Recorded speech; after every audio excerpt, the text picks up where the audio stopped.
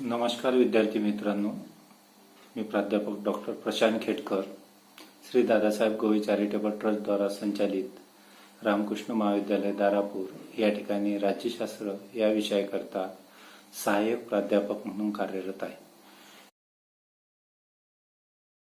आजच्या तासामध्ये आपण मूलभूत अधिकार याविषयी माहिती जाणून घेऊया, ज्याला इंग्रजीमध्ये फंडामेंटल राईट्स असं म्हटल्या जाते।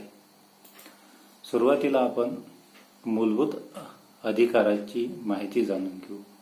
त्यामध्ये मूलभूत अधिकार ही संकल्पना आपण अमेरिकेच्या संविधानामधून घेतलेली आहे। संविधानाच्या 3ऱ्या भागामध्ये कलम 12 ते 35 मध्ये मूलभूत अधिकाराचा समावेश करण्यात आलेला आहे।